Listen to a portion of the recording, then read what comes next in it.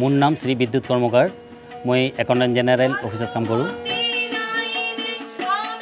মোৰ আচলতে পুৰণা এখন বাইক আছিল, এইখনে অলপ ডিষ্টাৰ্ব কৰি আছিল।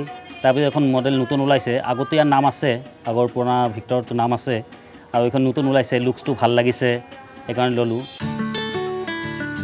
মই এইখন বাইক কিনিছোঁ 3 ছেপ্টেম্বৰ 2016।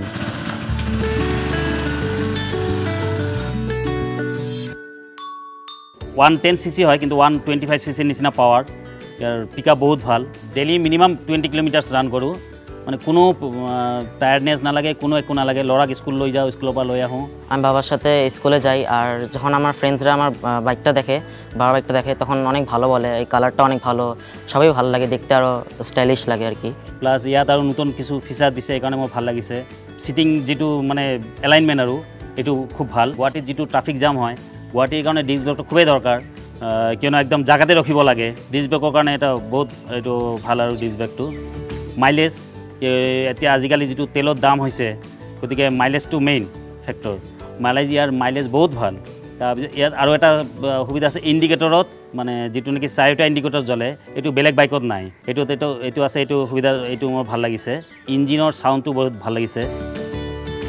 ইয়াৰ চকেপ জাবৰ বহুত ভাল, চলালে একদম পূৰা কমফৰ্ট হয়, কমফৰ্ট ফিল হয়। মানে মই যে ইমান দূৰ বাইক চলাই আছোঁ, কোনো জার্কিং নাই, কোনো একো নাই। আমার আগেও বাইক ছিল, কিন্তু সেই বাইকে চড়ে একটু ঝাঁকিটাকি লাগতো, কিন্তু এই বাইকে চড়ে আমার খুব ঝাঁকিটাকি লাগে না, খুব আরাম লাগে, খুব স্মুথলি যায়। আর এক কথা বলতে গেলে খুব ভালো। ঘৰৰ মানুহৰ মানে কালাৰ আৰু লুক চাই চবে মানে একদম ফিদা হৈ গয়া, মতলব যিটো কয় আৰু খুবেই ভাল পাইছে।